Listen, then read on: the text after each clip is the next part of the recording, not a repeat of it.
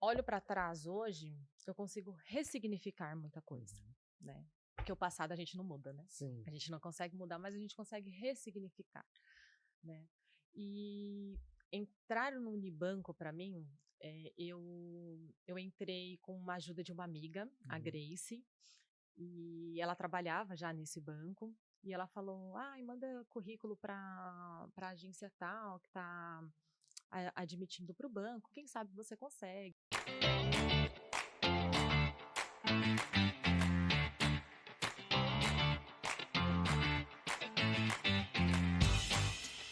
Sejam muito bem-vindos a mais um episódio do podcast Mais Fala Em, o único podcast onde o apresentador tem que tomar cuidado para não falar mais do que os convidados.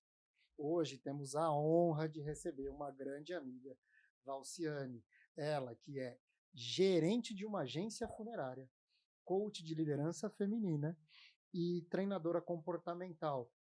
Seja muito bem-vinda, Val, e muito obrigado por aceitar o nosso convite. Nossa, o prazer é todo meu. Muito obrigada pelo convite, fiquei muito lisonjeada. Maravilha. Val, a gente sempre começa o podcast tentando aflorar a nossa memória. Tá. Aonde e em que momento a Val se percebe na infância, criança? Quais são as primeiras lembranças da Val criança? Uhum. Muito boas, né. Eu tive uma infância muito boa, onde eu pude ser criança, né. Hoje em dia é bem difícil, né, a criança conseguir ser criança. E eu tive isso, o que vem na minha memória, assim, quando eu começo a lembrar de mim quando era criança, eu e as minhas amigas, a gente colocava um lençol de cama na calçada da vizinha, que era uma calçada bem grandona, aí colocava um lençol de cama, assim, e vinha todas as meninas da rua com as bonecas e a gente brincava tudo ali, e hoje em dia a gente não consegue fazer isso, né. Exato. Difícil deixar a criançada na rua brincando e os pais tudo dentro de casa. Uhum. Não tinha ninguém olhando, não precisava ter ninguém olhando, né. E é isso que eu lembro da minha infância, né, eu lembro de mim brincando muito, brincando de sempre gostei muito de Barbie, então eu tinha piscina da Barbie, tinha carro da Barbie, tinha tudo da Barbie. Eu só não tive a casa Hum. da Barbie eu não consegui ter, mas eu tinha tudo. Foi foi uma infância muito boa, muito E, gostosa. e em que momento dessa infância você começa a ir para um segundo momento, né? Que a gente fala que é aquele momento da adolescência, de escola, de como que foi essa vivência e essa, inclusive, assim, essa passagem, né? Porque ah, a gente demora a perceber isso e eu acho muito bacana a gente olhar, poder olhar hoje e analisar e falar, nossa, foi nesse momento aqui que eu me percebi já não mais tanto na infância, tanto como criança, mas já entrando na adolescência. É, eu tive vários momentos na Uhum. minha vida, né. É engraçado que eu fui vários personagens. Então, assim, quando eu estava entrando na adolescência, tinha aquela época dos clubber, que andava tudo colorido, eu fiz isso. Eu fui roqueira, que andava toda de preto, passava lápis no olho, meia calça rasgada, eu fiz isso. Eu andava de patins, tinha perto da escola onde eu estudava, tinha uma praça chamada Praça das Pedras, que tinha muitas escadas, Uhum. e eu descia as escadas de costas, de patins, era Uhum. maravilhoso, assim. Então, eh, eu fui mudando. Só que na minha adolescência, eu comecei a conhecer pessoas que não eram tão boas, Uhum. assim. Então, eu era muito briguenta. Caramba. Eu brigava demais na escola, de sair na porrada. Eu saía na porrada com menina, com menino, com quem viesse, eu saía na porrada. Eu Caramba. passava assim, se a pessoa olhasse pra mim, eu já voltava: "Tá olhando o quê?" E saía na porrada, né. E essa foi minha adolescência. Em casa eu era de um jeito, porque, né, eu tinha que me comportar, então eu nasci num lar cristão, Uhum. então tem toda aquela coisa do cristianismo, de evangélico, que não sei o quê, só que na escola eu era o terror. E aí teve uma vez que eu fui perguntar o que aconteceu. No último ano de escola, a escola mudou e ela falou assim: "Todos os alunos que têm as melhores notas vão ficar na mesma sala". porque a gente vai fazer um projeto diferente, Uhum. vai fazer as aulas voltadas mais para vestibular, tal. E aí o que que aconteceu? Eu era briguenta, só que eu tinha boas notas, e eu fui para essa sala, e as minhas amigas não. Mais um motivo de revolta. E as minhas amigas não. E foi quando eu conheci pessoas novas, né. Uhum, E foi mudando a minha cabeça também. Nessa época eu conheci a Fran e a Jaque, que são uhum. minhas amigas até hoje, né. E eu lembro que uma vez eu fui perguntar a hora para uma menina, e ela começou a chorar. E eu fiquei muito sem graça. Eu parei assim, falei: "Nossa, o que que aconteceu?". E aí a menina que estava do lado dela falou assim: "Ela tem medo de você". Caramba. E isso mexeu comigo, Uhum. né. E aí eu falei assim: "Gente, eu só perguntei a hora pra ela e ela ficou desse jeito". Então eu comecei a perceber que eu afastava as pessoas de mim, né. E foi quando eu falo que Deus começou a mudar as minhas amizades, assim, sabe. Entrou a Fran, entrou a Jaque, e meus pensamentos começaram a mudar, né. Você vai começando a pensar em namoradinhos também, essas coisas. E eu mudei, mudei. Deixei de ser a briguenta, parei de brigar, mas eu brigava muito, viu. Hoje eu não brigo mais não, gente, hoje eu tô tranquila. Não vai bater e agredir Não, não vou ninguém. bater não, É, fica maravilha. tranquilo. Mas, Val, e isso é bacana de trazer também pelo ponto de vista de a vivência, né, das pessoas que estão no nosso entorno. E não é uma condição de ir pela cabeça dos outros, mas o ambiente e a vivência com outras pessoas nos trazem possibilidades novas, nos Sim, trazem perspectivas novas, né? Porque quando você comenta sobre isso, eu vivi um pouco também disso em relação à igreja e ser um pouquinho como eu tocava em banda, enfim, e viajava muito. Quando eu estava com esse grupo de amigos, eu era uma pessoa, eu me sentia uhum. mais à vontade, mas quando eu estava na igreja, eu, espera aí, eu não posso ser tão à vontade, mesmo que ainda colocava um pouco as asinhas de fora, mas não podia. E, e essa relação da Val adolescente com todos esses processos, também trazendo para esse lado de conhecimento de, de um lar cristão, de ter toda essa estrutura. Como que era essa questão para a Val, olhando de hoje? Ou assim, não, eu tirava de letra, era tranquilo, eu só brigava na rua e ali eu era uma outra pessoa. Não, não tirava de letra não. Não era tranquilo. Só que na época eu não percebia isso, Uhum, né, então assim, hoje com a maturidade que eu tenho hoje, com o olhar que eu tenho hoje, né, depois de buscar muito autoconhecimento, eu consigo enxergar. uhum. Mas na época, era difícil para mim, por quê? Porque eu queria fazer muitas coisas, né, e eu não podia fazer por conta da igreja. Uhum, Porque a igreja tinha doutrinas, dogmas, meus pais eram muito rígidos. Até os 12 anos de idade eu não tinha televisão, uhum. né, porque meu pai achava que quem era crente não podia ter televisão, né. Então, eu fui muito podada na adolescência, né, então, tipo, tinha todo culto eu tinha que ir, toda reunião de jovens eu tinha que ir, eu sempre tinha que estar na igreja, e nem sempre eu queria ir, Uhum. né, nem, as minhas amigas saíam, iam para festas, ia para outros lugares, e eu não podia participar, né. Então no último ano teve aquela viagem que geralmente o pessoal faz de terceiro ano, tal, eu não podia ir, né, muitas coisas eu não pude participar por conta da igreja, por conta da minha criação, da crença dos meus pais, né. Só que aquela também era a minha crença, Uhum. né, na época aquela também era a minha crença. Então eu vivia aquilo, mas eu vivia de uma forma, assim, obrigada. Não era algo tão prazeroso, É, digamos gera assim. um conflito na minha cabeça, né? Gera um Gera um conflito na conflito, minha cabeça. né. E é que nem você falou, o ambiente faz as pessoas, Uhum, né. Então, dependendo do ambiente que você está, não é que a gente, veste máscaras, não uhum, é isso, mas assim, você se comporta de acordo com o ambiente que você está. Então, se eu estou com meninas que são maloqueiras, que falam palavrão, que saem batendo em todo mundo, eu também vou ser maloqueira, vou falar palavrão, vou sair batendo em todo mundo. Se eu estou com pessoas que são evangélicas, que falam de Deus, que falam outra linguagem, que está sempre na igreja, eu vou fazer isso também. O ambiente faz as Uhum, pessoas, né? Só que aí eu não tinha opção de escolher em qual ambiente eu uhum. poderia estar, né? E aí eu vivi esse conflito, porque na escola eu era de um jeito, eu meio que tentava me libertar, né?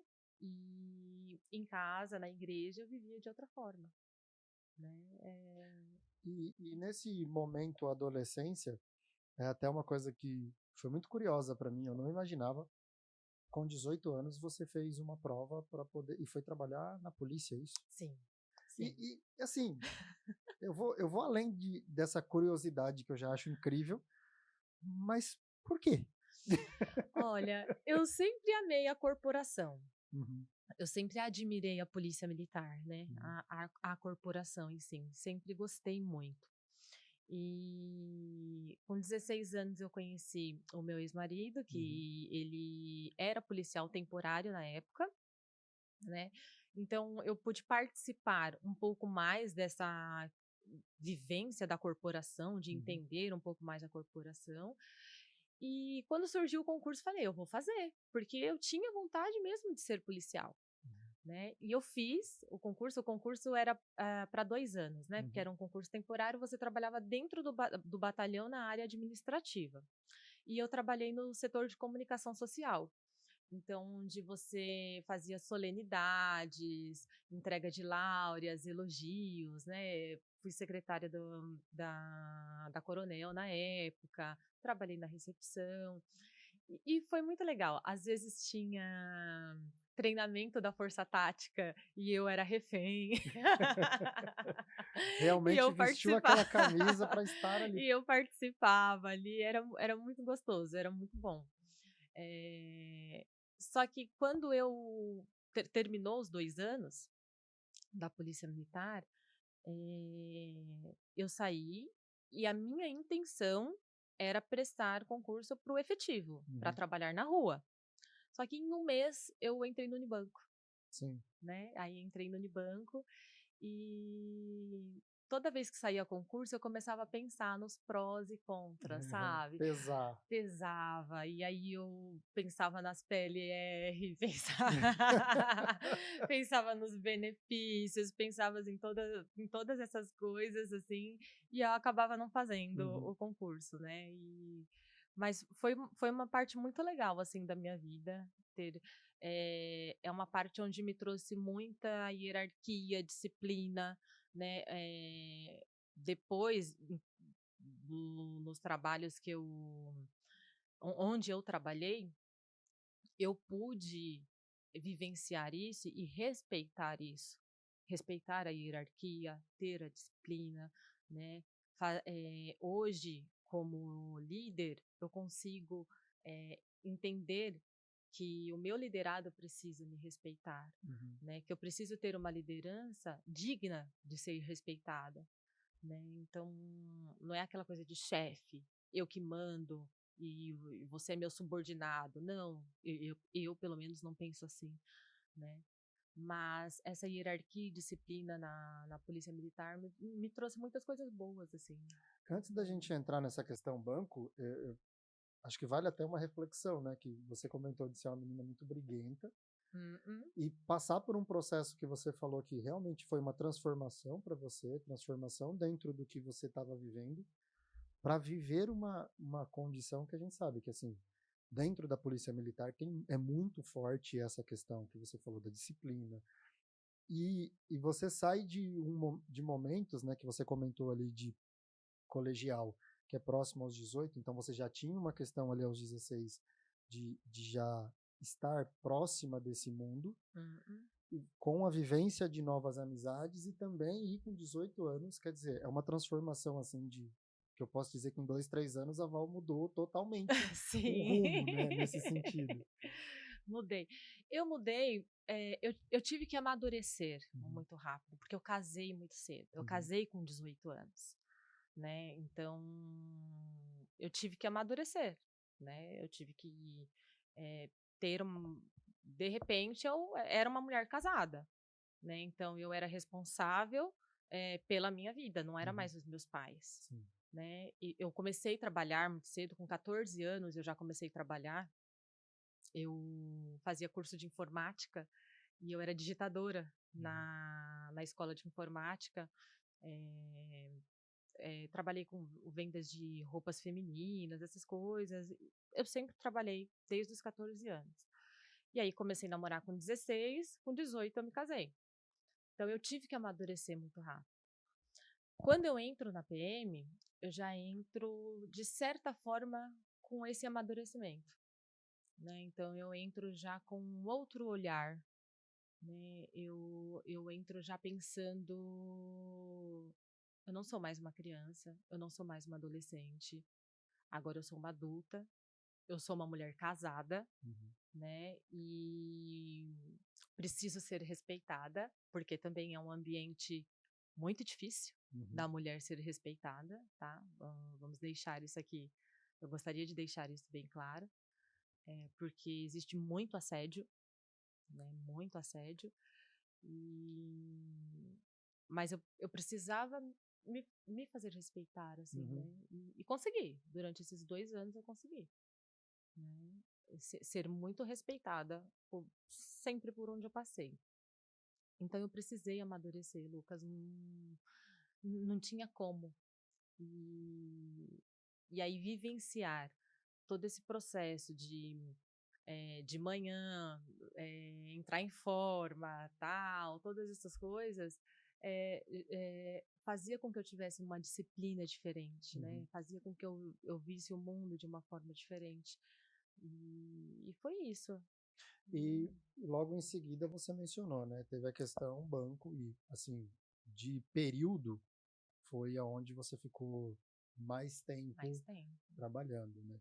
E esse processo do ser bancária e todo o restante para você era muito tranquilo? Porque, assim, você casou cedo, mas tem um período que vocês ficaram ainda até chegar filhos, né, então, assim, teve um Sim, período. Então, como foi esse momento para Val?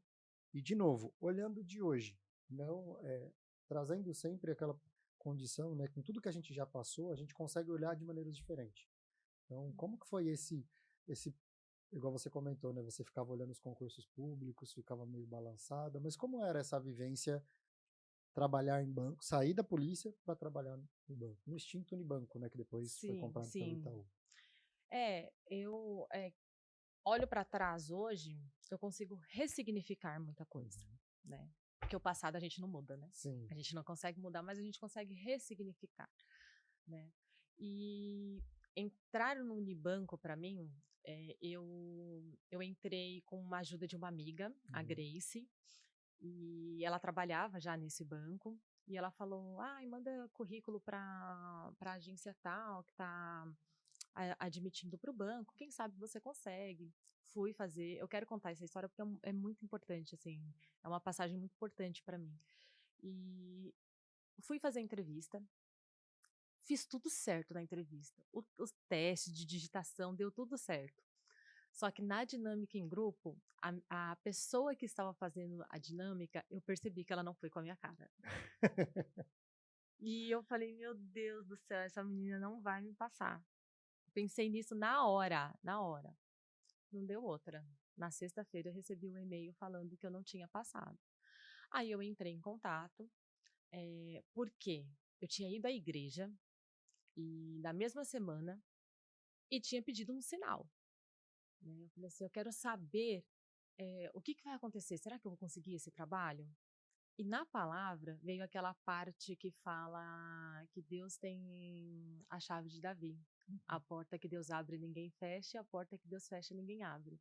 E que Deus estava abrindo uma porta na minha vida naquela semana. E eu acreditei naquilo. Eu tinha certeza que eu ia conseguir aquele trabalho. E quando foi na sexta-feira, eu recebi um e-mail falando que eu não tinha conseguido. Eu falei: não, não é possível. A palavra falou que eu ia conseguir. Eu liguei lá e quando eu liguei, me perguntaram assim: "Com quem que você fez a entrevista?". Aí eu falei o nome da pessoa, ela falou assim: "Essa pessoa foi demitida". você consegue vir amanhã e fazer novamente? Falei, consigo. Fui no outro dia, fiz, passei em tudo. Caramba. Passei tudo e fui contratada. E para eu ser contratada, eu precisava ter um comprovante de matrícula da faculdade. Porque para você entrar no banco, você tem que estar ou cursando Uhum. ou já ser formado numa faculdade. E eu tinha trancado a faculdade por condições financeiras, tal.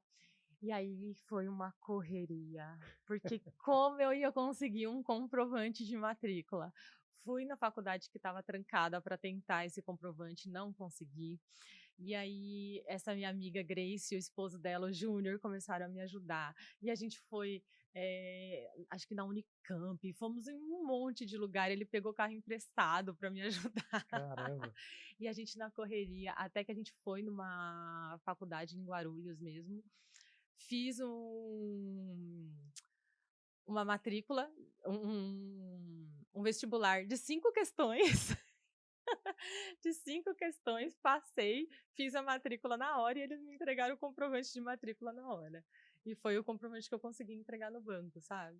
Caramba. E foi muita e foi, assim, uns 2, 3 dias de muita correria que o Júnior e a Grace fizeram ali junto comigo, assim, sabe, pra eu conseguir entrar no banco.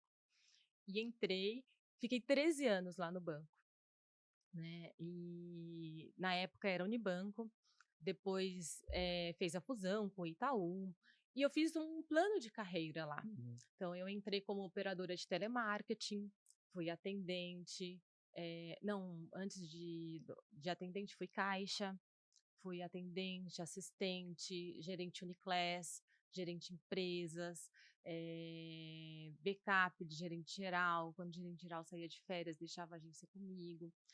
E foi assim onde eu aprendi muita coisa. Só que o banco, ele é um lugar onde você sente muita pressão também, né, porque você tem a pressão das metas, você tem a pressão dos chefes, e eu sempre fui uma pessoa também que me cobro demais. Então eu quero estar no ranking, eu quero aparecer, eu quero ser referência, né, eu gostava muito quando as pessoas me ligavam e falavam assim: "Val, não estou conseguindo vender seguro de vida, como que você está fazendo?", né, para mim, pô, meu, eu tô sendo referência, isso Uhum. é muito importante, é muito legal, é muito gostoso de saber disso, né. E só que eu começou a pesar. No banco, eu fiquei 13 anos, nesses 13 anos eu engordei 40 quilos, Caramba. 40 quilos, 40 Por causa dessa quilos. assim, era um jeito, vamos dizer que era um jeito de Era uma você válvula de escape, né, exato, era uma era uma válvula de escape. fuga daquela pressão, daquele momento. E além de tudo isso, foi no banco que você teve os dois, o Heitor e o E o perdão, Léo, e o o Léo. Heitor e o Léo. Depois de 8 anos de casado, a gente pensou em ter filhos, tal. Eu fiquei 3 anos e meio tentando engravidar, eu cheguei a perder um bebê antes do Heitor, aí depois veio o Heitor, o Heitor esperado por todo mundo engravidou comigo. Porque estava todo mundo esperando, o Heitor chegar. E depois veio o Léo Uhum. foi uma surpresa, porque eu não esperava, e uma surpresa muito boa, é um menino, assim, muito amoroso, muito sensitivo, e são as 2 maiores riquezas da E minha vida. e neste momento que você fala de pressão, e aí com o fator também mãe nesse processo, como que foi pra Val esse momento? Foi difícil, né, porque a cobrança era muito grande, né, a minha cobrança. Então eu queria ser a melhor profissional, a melhor esposa, a melhor mãe, a melhor filha, a melhor amiga, e chega uma hora que você não aguenta. Eu lembro que eu fui fazer uma terapia, fui passar no psicólogo e falei, chorei, chorei, chorei, chorei. E no final ele falou assim: "Tá bom". Eu vi a bancária, eu vi a esposa, Eu vi a mãe do Heitor, eu vi a mãe do Léo. Cadê a Val? Caramba. Quem é a Val? O que que você faz por você? E eu não soube responder, Lucas. E eu percebi que das 24 horas do meu dia, eu não dedicava 1 minuto para mim. Eu não soube responder. Quem era a Val? Do que a Val gostava? O que a Val gosta de fazer? Por quê? Porque tudo que eu fazia era para alguém. Uhum. Ou eu estava fazendo para o esposo, ou eu estava fazendo para os filhos, ou eu estava fazendo para o banco, ou eu estava cuidando da casa, ou eu estava... Nada era para mim, né? E por isso eu engordei os 40 quilos, Uhum. né? Eu brinco que a gente ganha muito presente dos clientes no banco, né? E os clientes trazem chocolate e tal. Às vezes ganhavam uma caixa de bombom, eu comia uma caixa em um dia, Caramba. tranquilamente. E às vezes eu via minha amiga lá com uma caixa 1 mês, Rendendo a caixa. a caixa dela rendendo 1 mês, e a minha não, a minha em um dia eu acabava com a caixa de bombom, né? De tanta ansiedade. Então era pesado, era pesado. É um fardo muito pesado para a mulher em si, né? Uhum. Então, por isso que eu gosto de trabalhar com mulheres, porque eu passei por isso, eu passo por isso, eu entendo quais são as cobranças, eu entendo quais são as dificuldades, né, de você ser uma profissional, de você ser mãe, de você ser esposa, de você ser filha, de você ser amiga, tudo ao mesmo tempo. E Val, isso tudo aconteceu. Eu vou fazer essa pergunta porque quando você fala que quando você conversou com um profissional e ele te apontou isso para você conseguir identificar, você consegue observar hoje em qual momento você poderia ter mudado algumas coisas na trajetória, naquele momento, olhando com o olhar de hoje, ou você só quando você já se viu na necessidade de, por exemplo, de procurar uma terapia, algo nesse sentido, que você falou, realmente, agora eu estou numa condição que eu preciso de ajuda externa? Porque eu costumo dizer que esses processos, todo mundo que passa por qualquer processo dessa natureza, dificilmente percebe os sinais. Porque você só se percebe quando você olha e fala, eu ia até soltar aqui e não vou, mas você olha para os lados e fala, realmente, agora o negócio complicou. É bem isso. Mas hoje, olhando, você consegue identificar quais foram os sinais que você não percebeu ou não? Ainda para você foi algo muito, foi acontecendo e cheguei nesse ponto. Para mim foi assim, Uhum, foi acontecendo e cheguei nesse ponto. uhum, Eu lembro que eu me pesei, eu estava com 57 quilos. Quando eu fui me pesar novamente, eu já estava com 75, sem perceber, uhum, sem perceber, né? E mais para as gravidez não teve culpa nenhuma, uhum. porque quando eu engravidava, das 2 vezes que eu engravidei, eu já estava com 80 e poucos quilos, com 90 e poucos quilos, e eu emagrecia a gravidez, porque eu tinha muito enjoo, Uhum. e engordava o que eu tinha emagrecido. Então, Caramba. eu elas não tiveram nenhum problema de Nenhum impacto, influência, né? Nenhum nenhum impacto nisso. impacto no meu peso, né. Mas é muito difícil, Lucas, para você acreditar que você tem um processo depressivo, que você tem um processo de ansiedade. É só quem passa Uhum, que entende, né. E eu sempre fui uma pessoa muito feliz, uma pessoa muito alegre, que eu tô sempre rindo, tô sempre brincando. E eu tinha medo do julgamento dos outros. Então, quando eu fui encaminhada para um psicólogo, eu fui para esse psicólogo, mas assim, eu fui contra a minha vontade. Eu não queria ir, porque eu achava que eu não precisava, uhum. né? E ele trouxe todos esses impactos para mim, mas eu não queria acreditar que eu tinha depressão, porque eu falava assim: as pessoas não vão acreditar. Eu tô Uhum. sempre rindo, tô sempre brincando, tô sempre alegre. Vão olhar pra mim e falar assim: ah, é frescura dela. Você entendeu? Eh, foi foi um processo muito longo para eu entender que eu estava doente, Uhum. né, eu estava doente. E foi justamente dentro do banco que isso aconteceu, né. Eu estava trabalhando, e senti que eu não estava bem, e fui para o banheiro. Cheguei no banheiro, eu comecei a chorar. Comecei a chorar, chorar, chorar, chorar, chorar, chorar, chorar. Não sabia por que eu estava chorando. Eu só sentia uma angústia muito grande, uma vontade de chorar. Meu corpo inteiro tremia. Na época, eu mandei mensagem para o meu ex-marido falando que eu estava passando mal, tal. Ele falou: "Mas sai do banheiro, porque se você desmaiar, alguma coisa assim, ninguém vai te ver". E aí eu saí, mandei mensagem para minha chefe na época falando: "Tô passando mal, vem aqui atrás". E só chorava, chorava, chorava. E aí elas vieram me ajudar, tal, e eu não conseguia parar de chorar, não conseguia entender o que estava acontecendo, né, e ela me socorreu, me levou pro hospital. E chegou lá, eles já me levaram direto para ser medicada. Eu lembro que os meus braços aqui, ó, eu passava unha, assim, sem perceber. Depois que eu perguntei para a enfermeira: "Por que que meus braços tá assim?", ela falou: "Você que estava se arranhando", e eu não vi, eu Caramba. não percebi, né. E aí eles me medicaram, o médico depois falou para mim que eu tinha tido um princípio de infarto e tinha tido um ataque de pânico, Uhum. né.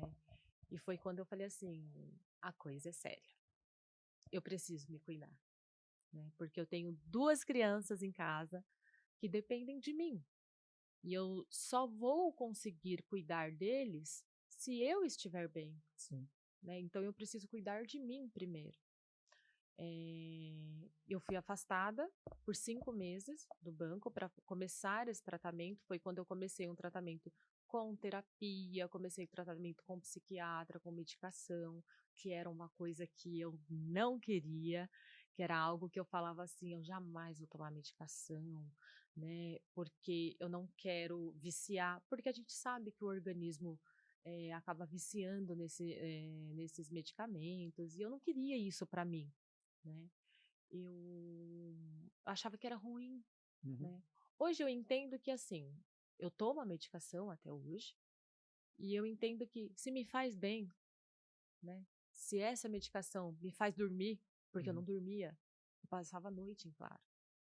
Se essa medicação me faz dormir, se essa medicação me faz não ter crise, se essa medicação me faz não ter depressão, eu vou tomar, Sim. não tem por que não tomar, né. Então, hoje eu entendo de uma outra forma, mas naquela época, para mim foi muito difícil aceitar, né. E aí eu me vi num quadro de depressão, eu me vi num quadro de deitada na cama sem conseguir levantar, né, e as pessoas à volta sem entender.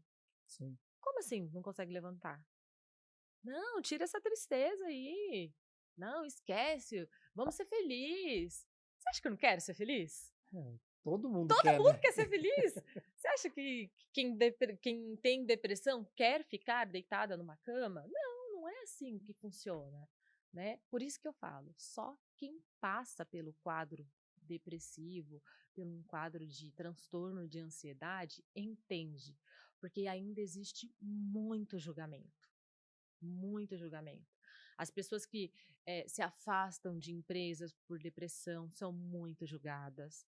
Exemplo, eu voltei de licença e eu sabia que eu seria demitida. Por quê? Por ter saído de licença.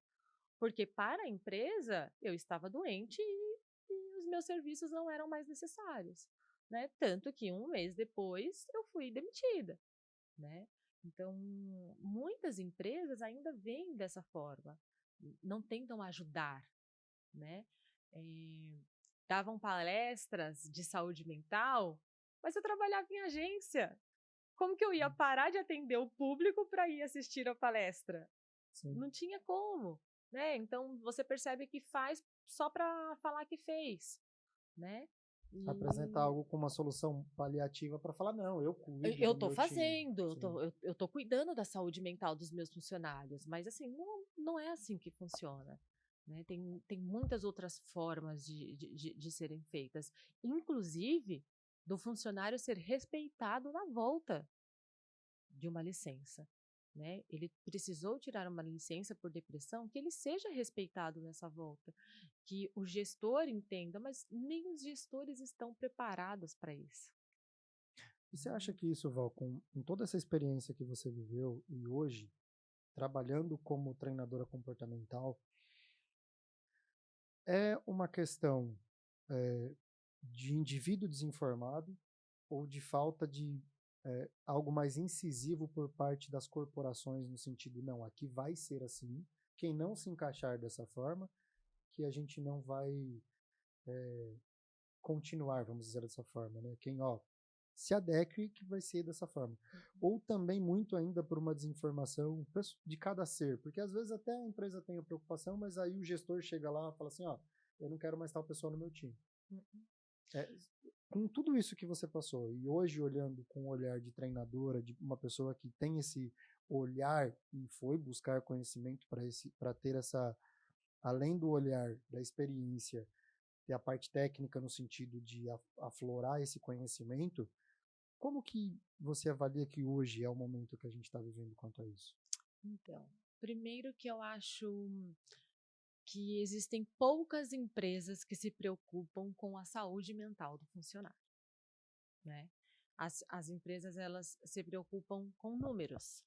Se o funcionário está entregando números, se o funcionário está entregando o trabalho dele, tá perfeito. Não importa se quando ele sai do trabalho, ele sai chorando. Não importa se quando ele acorda de manhã, ele fala, meu Deus, eu vou ter que ir de novo para aquela empresa. A empresa não está preocupada com isso, tá? Muitas empresas.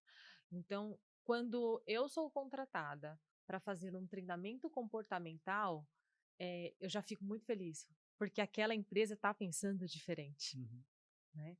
Aquela empresa já está pensando na saúde mental dos funcionários, né? Então, tem sim uma desinformação do indivíduo, mas eu acho que é mais falta de interesse, né?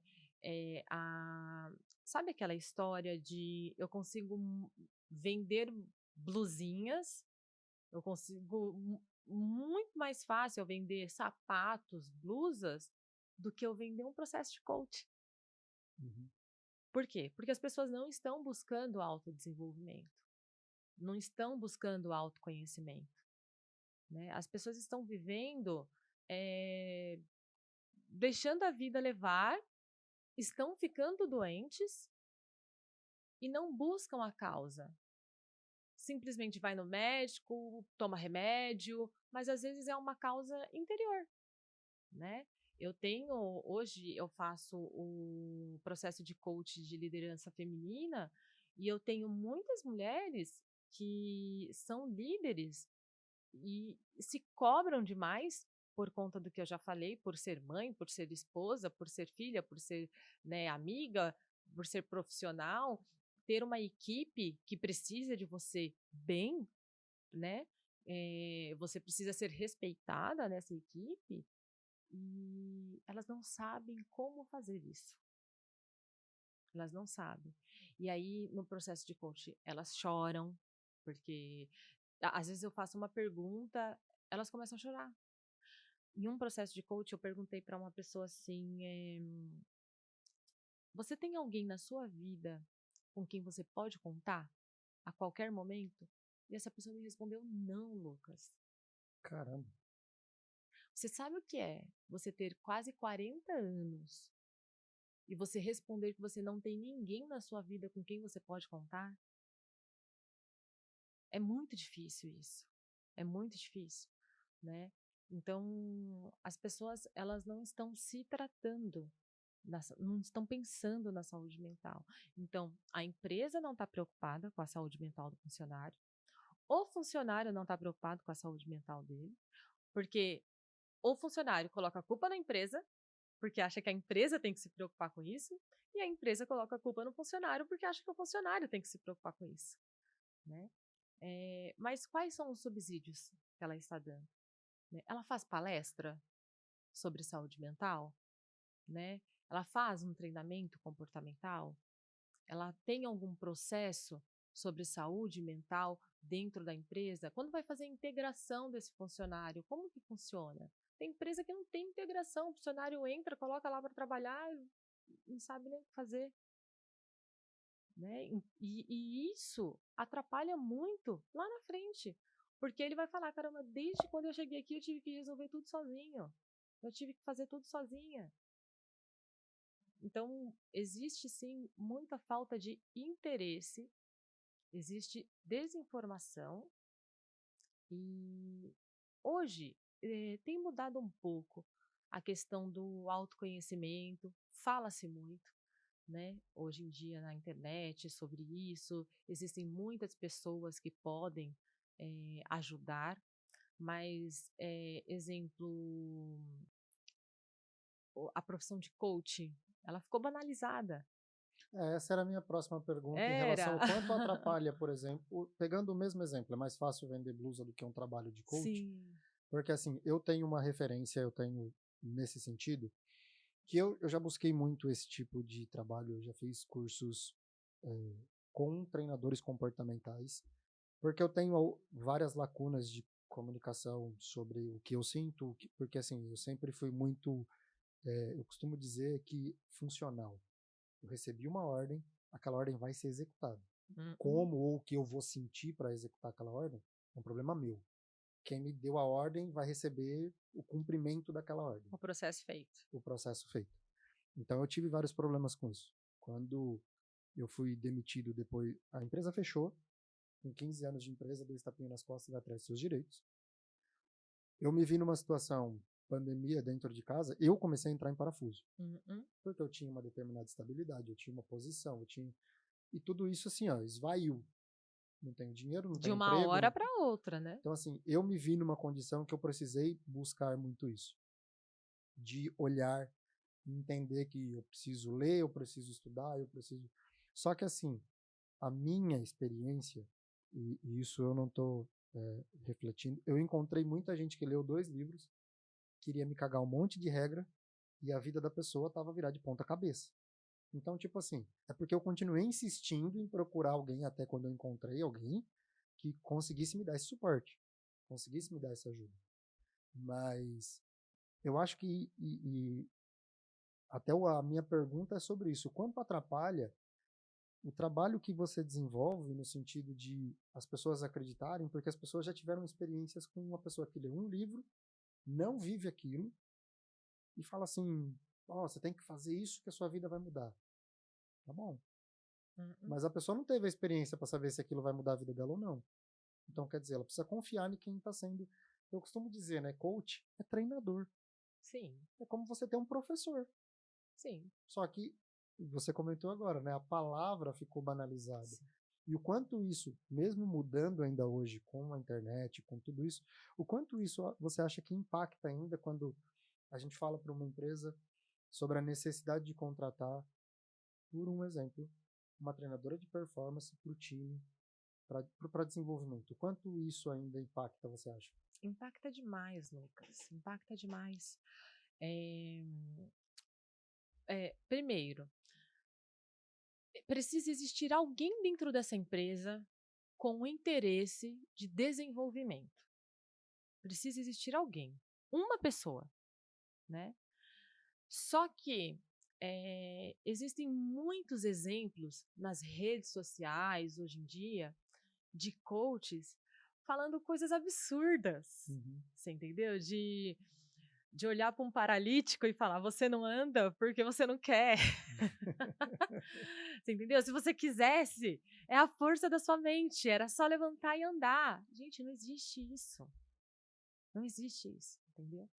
Então, por conta dessas pessoas, o coach ficou banalizado. Então, quando você fala em coach, em treinamento comportamental, primeiro, as pessoas pensam assim: vai ser instantâneo o processo. A gente vai falar, o cliente vai fazer e vai dar tudo certo. E não é assim que acontece, Uhum. né? Não é assim que acontece. Eu tive uma coach que na quinta sessão eu precisei dar uma bronca nela. Eu fecho um pacote de 10 sessões. Na quinta sessão, eu precisei dar uma bronca nela. Por quê? Porque todos os exercícios que eu tinha passado para ela, ela não tinha feito. E que é Né? a transformação. Quer Falei viver a assim, transformação, como você... que você quer a transformação? Uhum. Como que você quer o desenvolvimento? Você vai terminar as 10 sessões e vai falar assim, nossa, eu paguei e não aconteceu nada. Claro que não aconteceu nada. O que eu peço para você fazer, você não faz. Né? Então, é uma troca. Né? O coach é fazer você entrar em ação. Ah, eu tenho dificuldade de comunicação. Eu tenho problemas de autoestima, de amor próprio, de autocuidado. A gente vai trabalhar em cima disso. Só que eu vou te passar exercícios e você precisa fazer. Se você não fizer, nada vai acontecer. Sim. Então, assim, o profissional está ali para te ajudar e para te dar uma direção. Só que, ó, é você que tem que colocar a mão na massa. É você que precisa colocar a mão na massa. E muita gente não quer colocar a mão na massa. Uhum. Você entendeu? Uma pessoa me falou uma vez que às vezes a gente tá no quentinho, sabe? Você tá ali no quentinho e você não quer sair.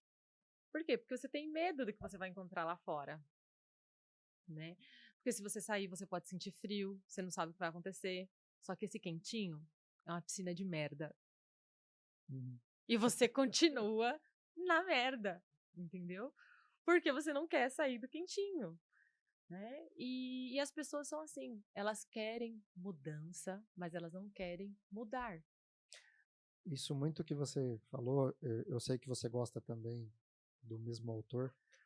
Para mim, o melhor livro que eu já li 3 vezes. Acabei de ler ele recentemente de novo. Tenho ele na minha mesa, um livro do Napoleão Hill, que é O Mais Esperto que o Diabo, que eu acho que é um livro que assim todo mundo deveria em algum momento da vida ler. Eu acho incrível. E quando ele fala sobre ritmo hipnótico, ele fala que 98% da população vive um ritmo que foi treinado para viver. Sim. Porque todas as pessoas que exercitam o pensamento livre, que é fazer o que precisa ser feito para mudar hábitos, para mudar. Ele fala sobre isso e ele explica quais são os conceitos e entra exatamente no que você comentou. A pessoa, eu tenho um processo de coach agora, vai mudar a minha vida, mas não quer fazer um exercício. Não quer fazer uma atividade diferente daquilo que ela fazia, porque, não sei. Não, mas, poxa, se Não você... tive tempo. É, exatamente isso. Então, tem essa questão, que eu acredito que é dos dois lados. A questão de teve gente que vendeu processos que eram furadas, então banalizou o nome nesse ponto, e as pessoas que também banalizaram o nome por falar que não dá resultado, mas porque não tiveram, não fizeram nada do processo, não viveram o processo. Eu falo por mim, uma experiência que eu vivi, 10 sessões, na 8ª eu já tinha visto um Lucas diferente. Mas porque eu tive que ser colocado numa condição que eu brinco, que as pessoas falam que é loucura. Eu moro em apartamento, a gente mora em apartamento. Em uma das sessões de madrugada, o meu treinador falou assim, fica de pé e grita. Eu falei, como assim? Não, você fica de pé e grita. Eu falei, eu tenho um vizinho, eu tenho não sei o quê. E eu comecei a colocar um monte de objeção. Sim. Ele falou, você não entendeu. Levanta e grita. Não vou fazer. E fiquei nesse embate com ele ali uns 15 minutos. Aí eu vou fazer o que ele tá falando. E aí quando ele depois que eu gritei, ele falou assim, pergunta para as pessoas que moram no seu prédio se alguém escutou alguém gritando. Aí no outro dia eu perguntei para a Mônica, que estava no quarto do lado, tinha uma parede. Ela falou, não ouvi nada. E mais ninguém ouviu. Aí na outra sessão, começamos a sessão ele fazendo a pergunta. Você perguntou? Perguntei. Alguém falou para você que ouviu? Falei, todo mundo para quem eu perguntei falou que não. Ele falou, tá vendo? Você tá preocupado com os outros mais do que os outros com você nesse sentido. Ninguém nem ouviu o que você fez e você preocupado. Sim. Então, olha o processo e o destravar no sentido de eu precisava voltar para mim, se era uma necessidade.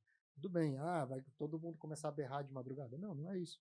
Ele falou que naquele momento foi algo que ele viu, que ele precisava destravar, e ele falou, e foi um exercício simples para você entender, e não é que as pessoas não estão preocupadas com você, mas você está muito mais preocupada Porque se alguém tivesse escutado, meu, chama a polícia, tá acontecendo alguma coisa, e Sim. ninguém nem ouviu você gritando. Então, quer dizer, é uma preocupação que está muito mais dentro de você. E esse, para mim, foi um processo, assim, muito latente, que isso que você mencionou da sua trajetória, o que tal as pessoas vão olhar, como elas vão olhar, por quê.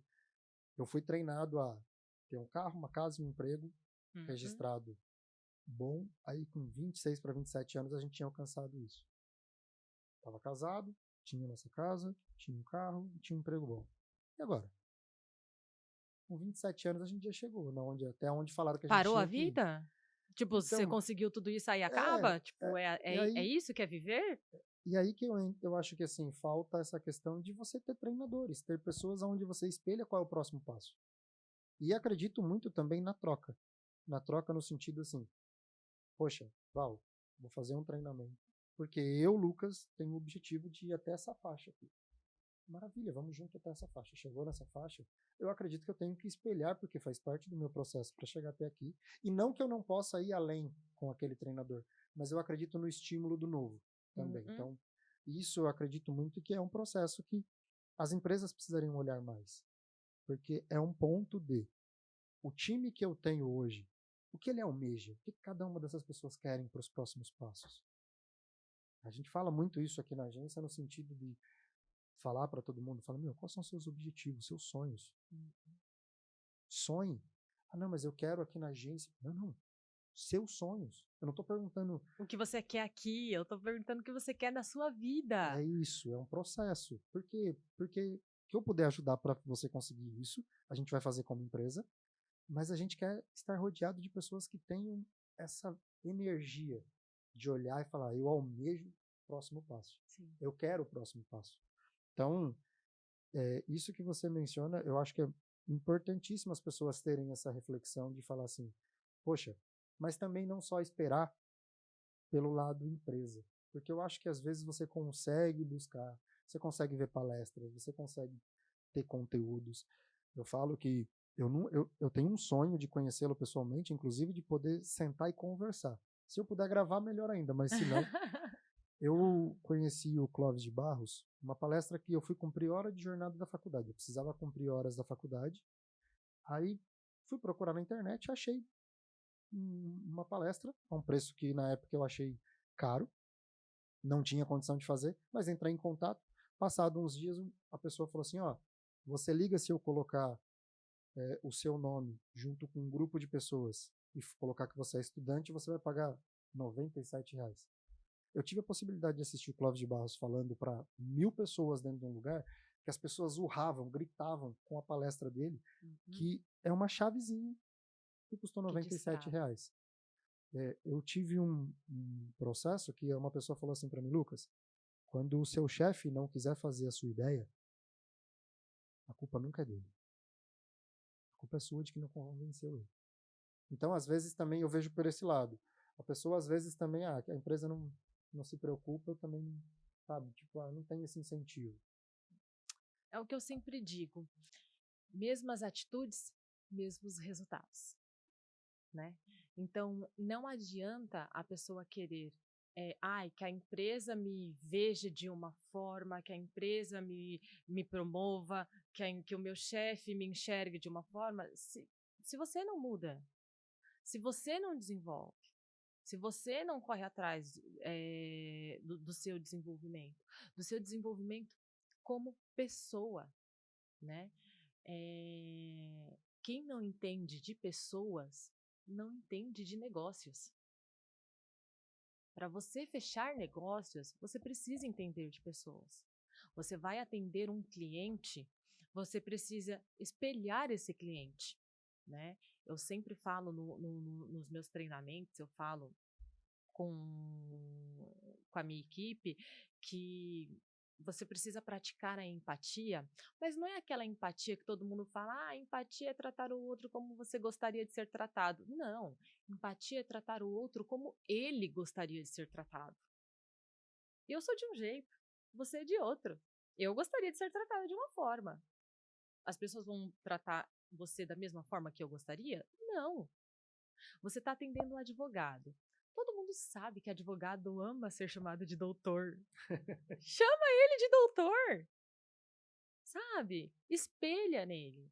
Você está atendendo uma pessoa que é formal, chama ele de senhor, fala com formalidade. Você está atendendo um cara de 20 anos que fala na gíria, tal, você vai ter um dialeto mais despojado. Você precisa espelhar o cliente. Para quê? Para você criar uma conexão.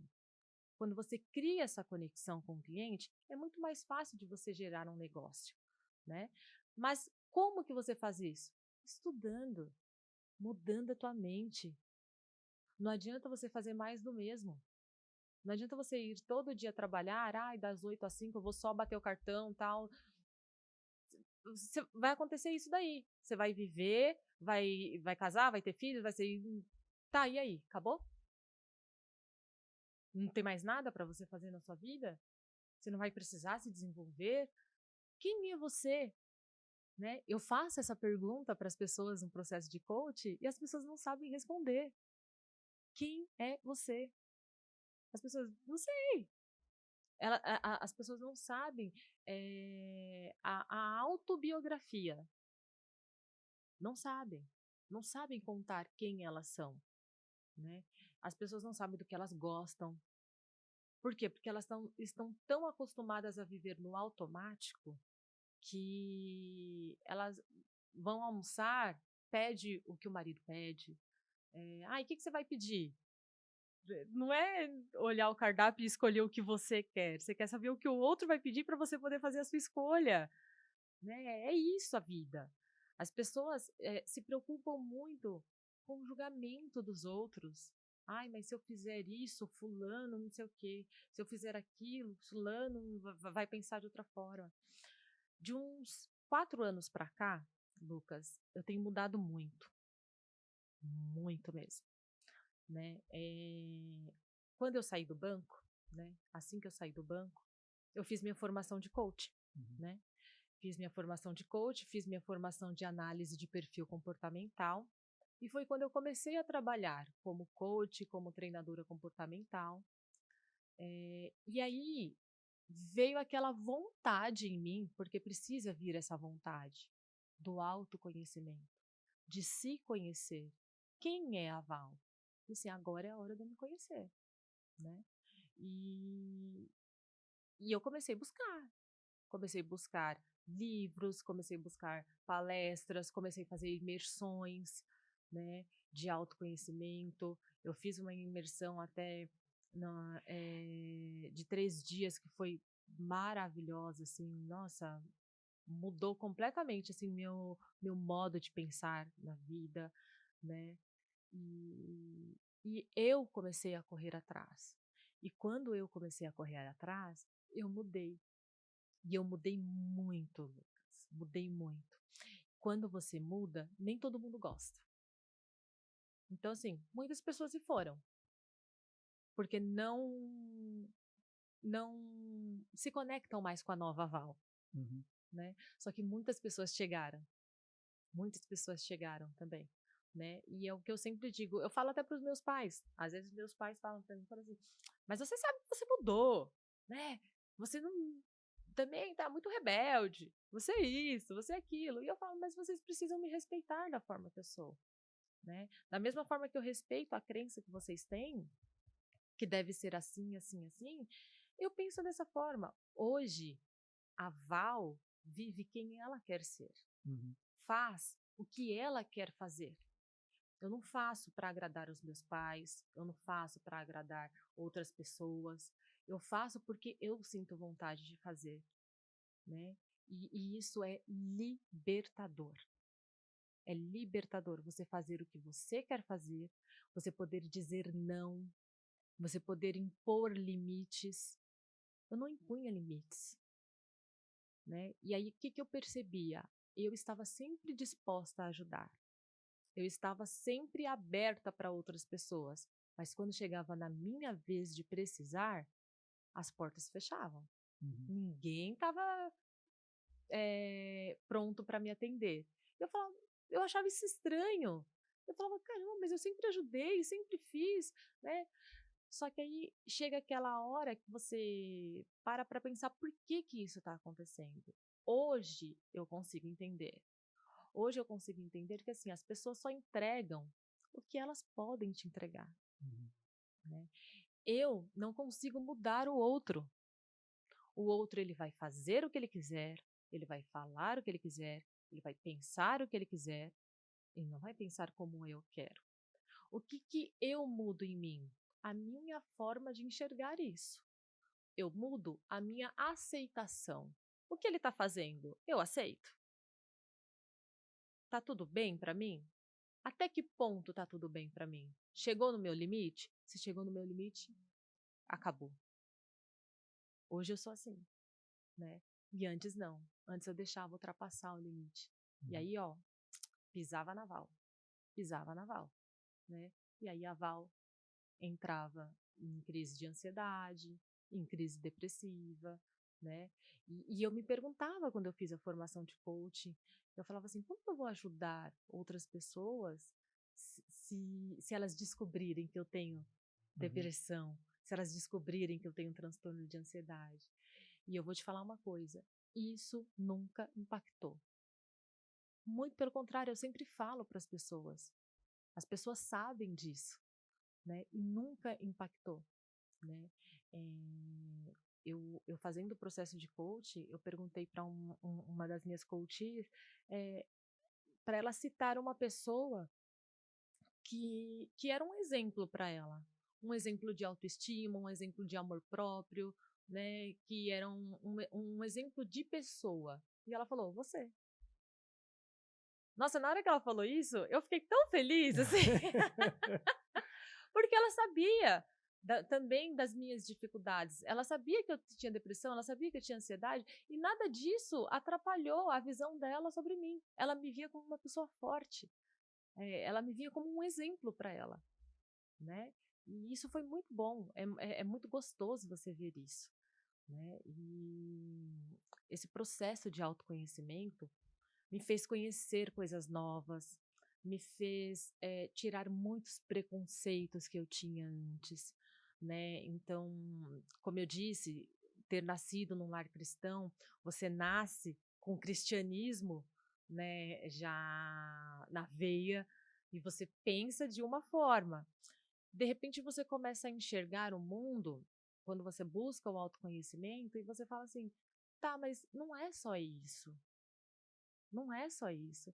Existem outras coisas, né? Existem outras pessoas, existem outras religiões, para mim existe um só Deus, né? Eu acredito que exista um só Deus e que placa de igreja não leva ninguém para o céu, né? E a maior religião deveria ser o amor. Simples assim. Porque se você pratica o bem, se você faz o bem, se você entrega o amor ao próximo, meu, por que que você não vai para o céu? Não importa em que igreja você está indo. Se você é cristão, se você é da Umbanda, se você é do Candomblé, se você é maçom, se você. Não sei. Você pratica o bem, né? Como estão as suas ações? Deitou a cabeça no travesseiro? Tá em paz? Tá tranquilo? Sua consciência tá limpa? Não importa que igreja que você vai. Mas é um nível de maturidade de pensamento que, assim, poucas pessoas alcançam. Por quê? Dentro disso tudo que você concordo 100% com tudo que você mencionou, mas eu acredito também, Val, e eu queria saber um pouco disso, da sua opinião, porque tem pessoas que, vamos dizer que nessa passagem precisam desse suporte de algum dogma para conseguir passar, Uh-uh. porque elas não conseguem alcançar essa maturidade no sentido de olhar, não, eu só vou fazer o bem. Mas por que eu falo isso? Porque a identificação do bem, ela precisa de um dogma para ela entender um caminho para ela, porque ela Uh-uh. sozinha não consegue ter essa percepção. Eu vivi processos também que eu acredito me trouxeram essa clareza, mas assim, demorou mais de 30 anos para que eu me abrisse para esse ponto de olhar para isso. entender essa dinâmica, entender que é o amor, que que são as Que questões. transforma, né. Exato. E isso me refletiu de uma maneira muito engraçada, porque assim, eu tinha me afastado da igreja quando eu fui para essa nova descoberta, e no final das contas isso me trouxe mais clareza que eu preciso, mas não por causa do dogma, que é onde me faz bem, é Uhum. aonde naquele momento me faz bem estar. Então, essa maturidade, eu acho que ela vem muito com essa busca do autoconhecimento que você mencionou. E aí eu vou levar para um outro momento que eu gostaria muito de saber da Val, qual foi a sensação? Eu gosto muito de ir por esse caminho, né? O pensamento, o dia que a Val consegue realizar o primeiro evento, falar assim, não, esse evento é meu, eu vou palestrar para mulheres, eu vou falar. Como foi essa sensação desse, nossa, eu estava estudando há pouco tempo atrás e agora eu estou aqui. Como foi Uhum. isso? Então, eu já tinha feito acho que uns 2 treinamentos comportamentais em empresas, Uhum, mas eu tinha um sonho de fazer um encontro de mulheres, né. Eu sempre tive, eu acredito muito em propósito de vida, uhum, e o meu propósito é ajudar mulheres, né. Com autoestima, amor próprio, autocuidado, autonomia, né, autoconhecimento, autodesenvolvimento. E eu queria muito fazer esse encontro de mulheres. E marquei, né, o encontro e fui fazer a palestra. Tremia mais que vara verde. Eu tremia demais. E eu sempre me cobrava muito. E eu falava assim: "Ai, meu Deus, será que as pessoas vão gostar? Será que as mulheres vão entender?" Porque assim, eu sou totalmente responsável pelo que eu falo, mas eu não sou responsável pelo que você entende, uhum, né. Só que assim, como eu quero que você entenda? Vai depender do que eu falar, sim. né. E isso me trazia, eh muitas reflexões e eu falava assim: "Eu preciso falar sobre isso, eu preciso falar sobre aquilo, como que eu converso com essas mulheres, como que eu falo com essas mulheres?". E eu fiz esse processo, essa palestra e esse encontro de mulheres, inclusive a Mônica estava lá, no encontro de mulheres, foi muito bom, foi muito bom. Eu pude me entregar, né, elas se entregaram, né, se conectaram com o que eu estava falando. Eu chorei, teve um momento que eu chorei. Por que que eu chorei?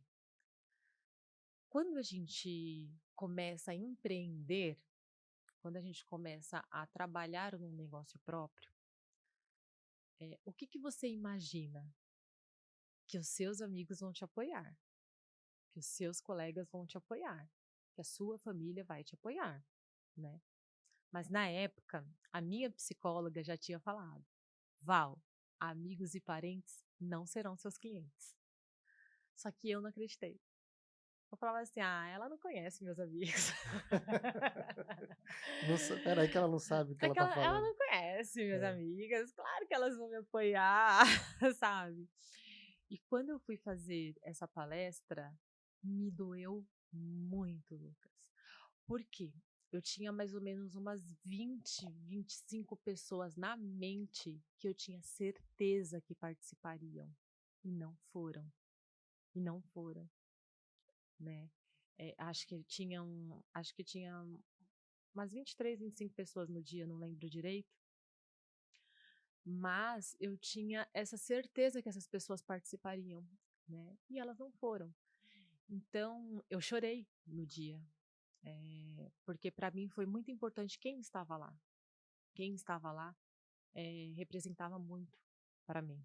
Representava, que confiava no meu trabalho, representava, que estava me apoiando, representava que queria me ouvir, né. Então eu me emocionei e aí eu entendi, realmente, amigos e parentes não serão seus clientes. E nunca foram, tá. caramba. E nunca foram, e nunca foram.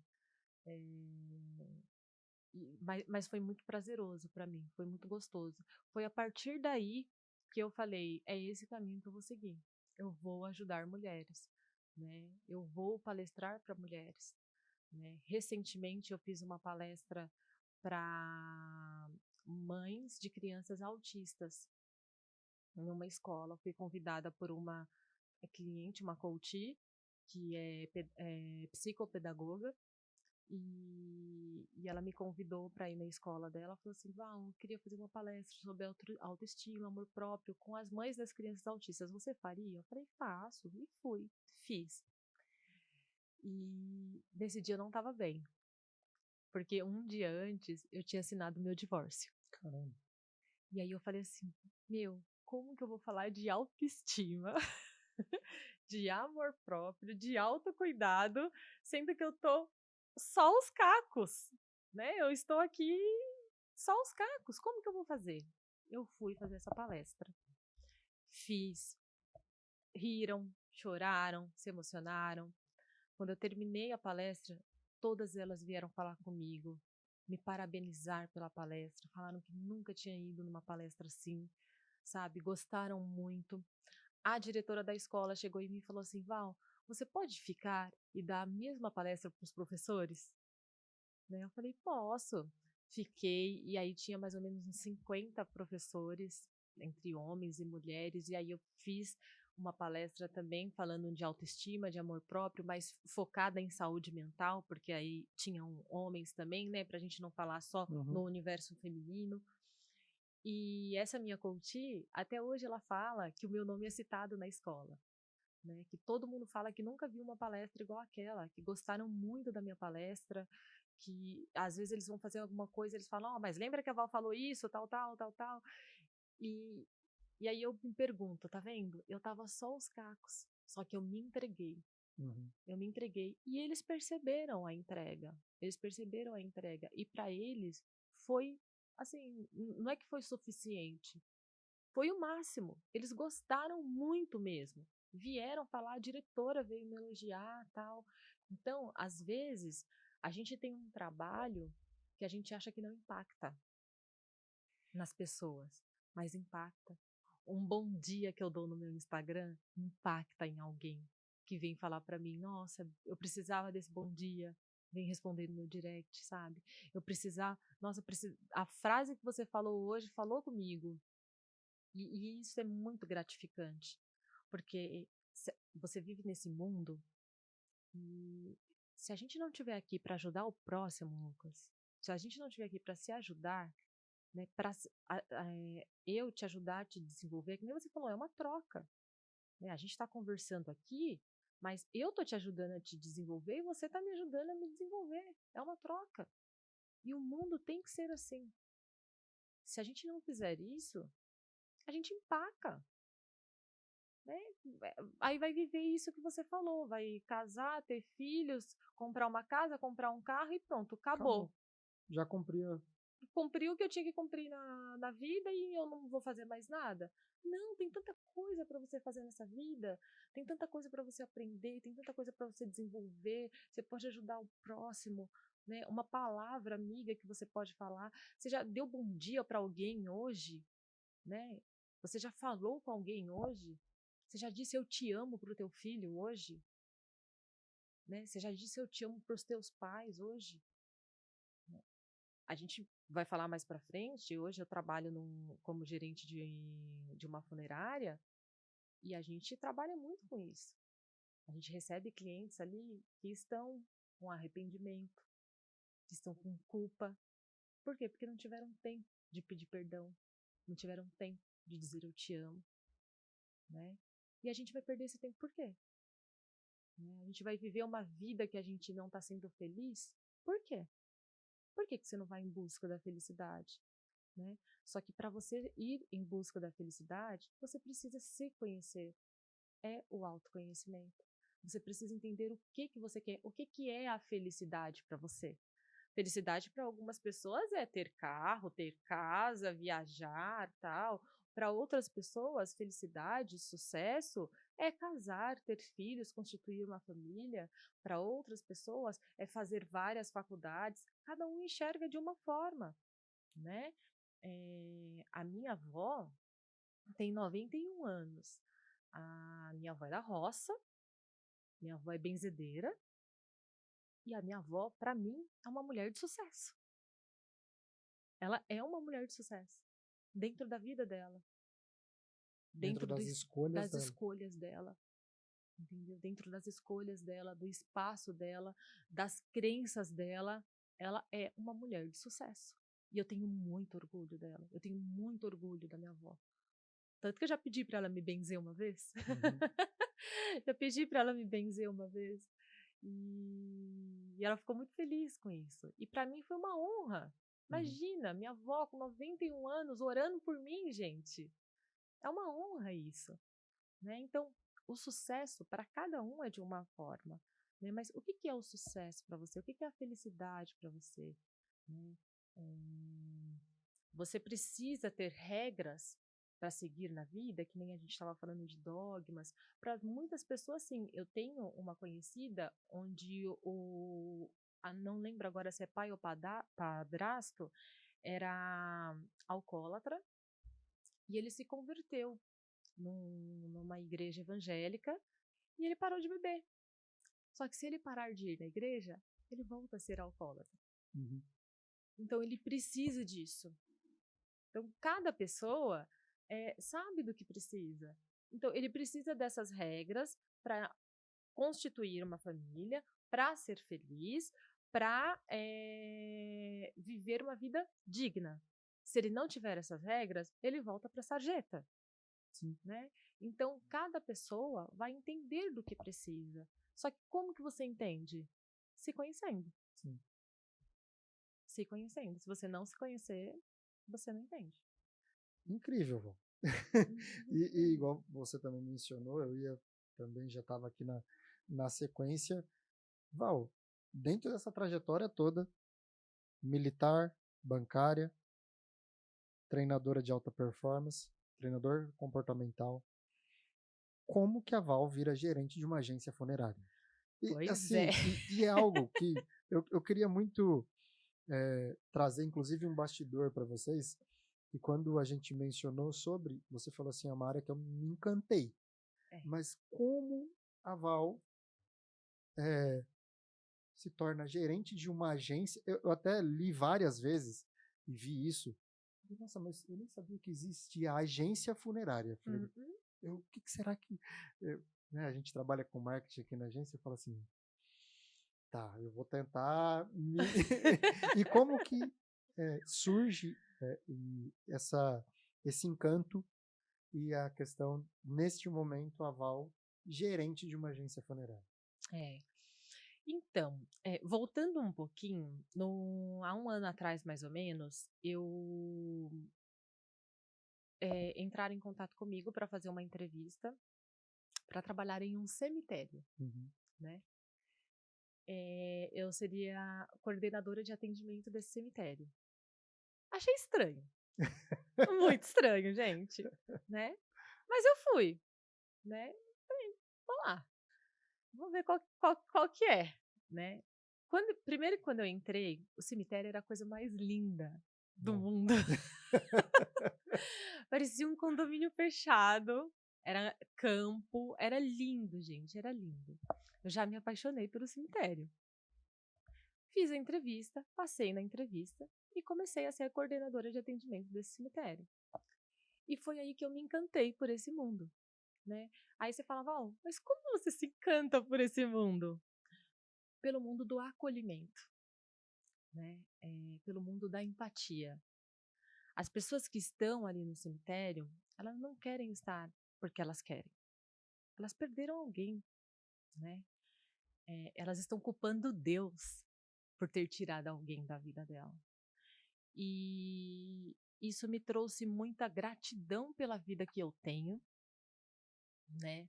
Gratidão por chegar em casa e encontrar meus filhos, né? Por poder levar meus filhos para a escola, pegar os meus filhos na escola. Eu comecei a ver a vida de uma outra forma, né?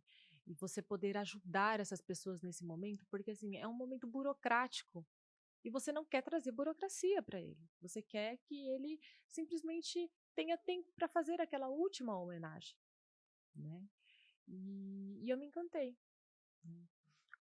Nesse cemitério, eu conheci os diretores dessa funerária que eu estou hoje, né. Passou um tempo, né, eu saí do cemitério, voltei o processo de coach e tal, e quando foi agora surgiu a oportunidade de ir para a funerária. E aí, gerenciar uma agência da funerária. A agência da funerária? O que é uma agência da funerária? Vamos lá, Lucas. A agência da funerária é aquele lugar onde as pessoas vão contratar o serviço funerário, Uhum, né. Então, nós trabalhamos com concierges, que o concierge ele vai até a pessoa, né, então vai até o hospital, vai até a casa para atender a família, e tem a agência funerária, onde ficam os agenciadores que atendem as famílias ali, né. Então elas vão sair do hospital, vai direto na agência funerária para fazer a contratação, uhum, né. E me encanta eu poder ajudar essas pessoas, né. Então, o meu propósito hoje dentro dessa empresa é humanizar o atendimento, trazer um atendimento humanizado, como eu disse, cada pessoa que entra lá, ela entra de uma forma. Tem pessoa que entra lá com culpa, com arrependimento, às vezes é um suicídio, e essa pessoa está com culpa, porque ela fica pensando o que que eu poderia ter feito para isso não ter acontecido, uhum, né. Às vezes ela quer desabafar, ela quer chorar. Então você vai atendendo o cliente ali e você tem que criar uma conexão com esse cliente. Você está com o documento do seu José aqui, falecido, e o seu José é da Bahia. Converse. Seu José era da Bahia, fazia tempo que ele estava aqui em São Paulo, a pessoa quer falar. Ela quer falar sobre o seu José, ela quer falar quem era o seu José. E ele começa a falar, né, das coisas que ele fazia, aí chora. Eu falo para os meus agenciadores: começou a chorar? Para o atendimento. Para de digitar, deixa o cliente chorar. E fala para o cliente: aqui é um lugar seguro. Ninguém está medindo a sua dor. Pega um copo d'água, pega um papel, porque é assim que é um atendimento humanizado. Ele não quer estar lá, ninguém quer estar numa funerária. Quem está lá é porque precisa estar, né. Então, tem gente que vem com sobrecarregado de burocracia, porque já teve que passar no IML, já teve que passar na SVO, já teve que passar no hospital, já teve que passar em tantos lugares. Quando chega lá na agência, eu tenho que tirar o máximo de burocracia da mão dele e falar para ele: "Senhor, a gente vai resolver tudo que o senhor precisa resolver para essa última homenagem", né. E mostrar para ele que ele está sendo tratado como um humano, sim, que a dor dele é importante, né. E não, vendedor de loja, que é um atrás do outro, um atrás do outro, não, cada um chega de uma forma. Tem gente que chega com negação, não tô acreditando que minha mãe morreu, não tô acreditando que minha irmã morreu. Tem gente que chega, e tá em outro nível. Você pede o RG, a pessoa fica olhando para você assim, porque ela tá assistindo aquele momento. É como se ela não estivesse vivendo aquele momento, né. Então cada pessoa chega de uma forma. E eu treino a equipe para que eles estejam preparados para atender cada tipo de pessoa que chega lá, sim, né? Porque, como eu disse, a empatia é tratar o outro como ele gostaria de ser tratado. Então, como que a pessoa se encontra naquele momento? Como que você vai tratá-la naquele momento? Não é só, ai, ele tinha filhos? E digitando, sabe? Sem olhar, né?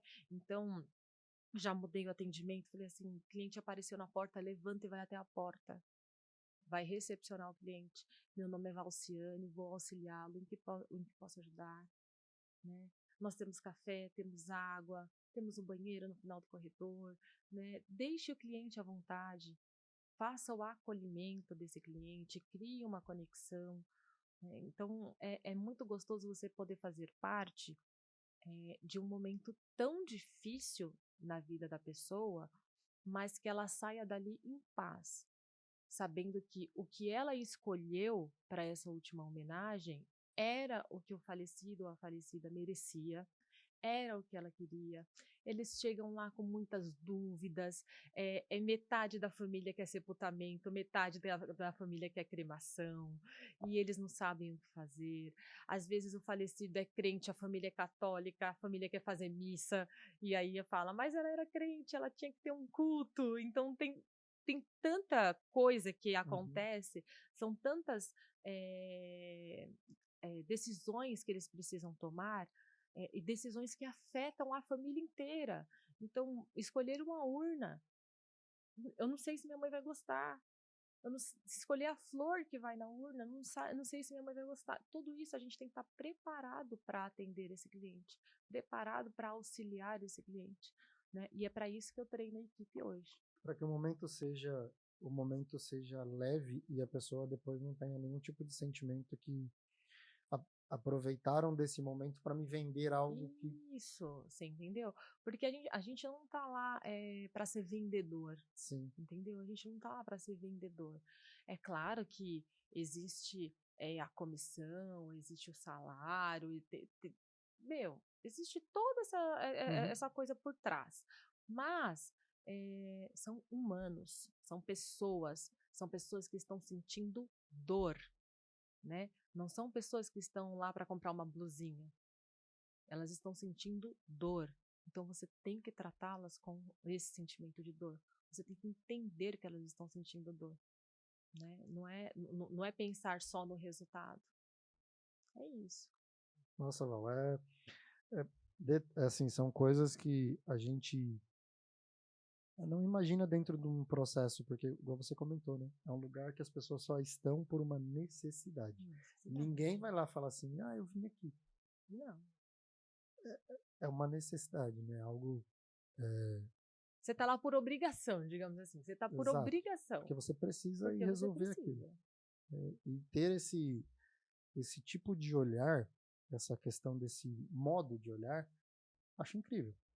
Incrível, inclusive, da parte de todos, de falar assim, não, poxa, Val, vamos desenvolver um trabalho para que isso seja feito dessa forma. Sim.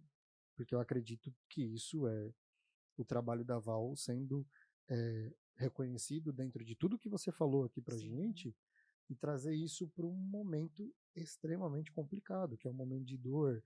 Às vezes a pessoa, você comentou, né? Cada um chega com um sentimento, todos eles, acredito eu, assim, com o envolvimento da dor, mas todos eles muito confusos no sentido de você conseguir ler qual que é, se a pessoa está em negação, se a pessoa não está ali, se a pessoa está bem, se a pessoa... Sim. É um processo, assim, de avaliação do ser humano incrível. Então, consigo entender o motivo do encanto, porque quando você comentou sobre o encanto, eu falei, nossa, mas... Como que ela se encanta com uma funerária? Como assim, gente? Um trabalho né, numa agência funerária me causou alguma... me traz algumas dúvidas. Mas, Val, trazendo um pouquinho mais agora próximo ao final do podcast, eu gosto também de trazer esse estímulo de recebermos uma dádiva. A Val está no seu último momento. Aqui a gente não pensa quando, não pensa em que momento. Mas aproveitando que a gente estava falando exatamente, né, até sobre isso, mas Uhum. e você recebe a dádiva, porque tem várias formas da gente ver, mas essa oportunidade, essa dádiva, de nesse último momento você olhar para trás. O que a Val gostaria de ver? Qual é o legado que a Val gostaria de presenciar nesse olhar e falar assim: isso eu sonhei e eu realizei, isso aqui é o que eu queria deixar? O que a Val vê nesse último momento? Olha, Lucas, o que eu posso dizer para você é que o que eu estou vivendo hoje é o que eu gostaria de deixar para trás, sabe? As pessoas, quando eu vou falar de propósito de vida, às vezes as pessoas, 99% dos meus coaches não sabem quais são qual é o propósito de vida deles, até chegar na 10ª sessão. Chegou na Uhum. 10ª sessão, Já já sabe. sabe, né? É muito, muito prazeroso isso. Mas eu falo para eles, eu falo assim, imagina você com 80 anos, sentado na cadeira de balanço. Olha para trás. Como que foi sua vida? Você tem orgulho? de como foi sua vida. Ou você vai olhar para trás e falar assim, caramba, eu podia ter feito tanta coisa e eu não fiz, né? Eu não vivi a vida que eu queria, né? E hoje eu falo para você, eu estou vivendo a vida que eu quero, né? Então, eu estou em busca da minha liberdade emocional, eu estou em busca da minha liberdade financeira, eu estou em busca do crescimento dos meus filhos ao meu lado, de mostrar para eles que eu estou ao lado deles, não importa o que aconteça, eu estarei sempre ao lado dos meus filhos, né? E de ajudar as mulheres, né, nessa busca incansável de autoestima, incansável de amor próprio, né? Como eu comentei do divórcio, você tem que ter muito amor próprio para você tomar essa decisão. E eu precisei de muito amor próprio para tomar essa decisão. E eu converso com outras mulheres, participo de um grupo só de mulheres divorciadas que estão participando, fazendo o processo agora de divórcio, passando pelo processo de divórcio. E é incrível como é tudo igual, sabe? Todo mundo tem praticamente os mesmos sentimentos. Uhum. Então, eu sei que eu posso ajudar. E eu sei que eu estou ajudando, né? Então, quando eu estiver na minha cadeira de balanço, com 80 anos, olhando para trás, eu sei que eu vou falar, eu vivi a vida que eu queria. Eu vivi do jeito que eu queria. E o legado que eu quero deixar é esse, sabe? A Val, enquanto pôde, ela ajudou o próximo, sabe? Eu quero que uma mulher esteja deitada no travesseiro e fala, caramba, meu, a Val que me ajudou a fazer isso, sabe? Nossa, hoje eu tive uma conversa com a Val que esclareceu minha mente. Uma coach fale, mudei minha liderança por causa do processo de coach da Val. Hoje eu consigo ser uma líder digna de ser respeitada por causa do processo de coach da Val, né? É isso, eu quero fazer a diferença, né? É esse o legado que eu quero deixar, fazendo a diferença, né? E eu acredito que eu estou no caminho certo. Acredito que eu estou Incrível, no caminho certo. incrível. Val, queria muito te agradecer, mas antes não poderia deixar de pedir para você olhar ali para aquela câmera, Ai, ai, ai. deixar suas redes, deixar como o pessoal te encontra. Vai estar tudo no link da descrição, mas como a gente consegue ter acesso à Val, ver os materiais da Val, o que está acontecendo, como a gente encontra a Val na internet. Tá, então vamos lá. Bom, primeiro eu quero agradecer, gente. Foi um imenso prazer participar desse podcast.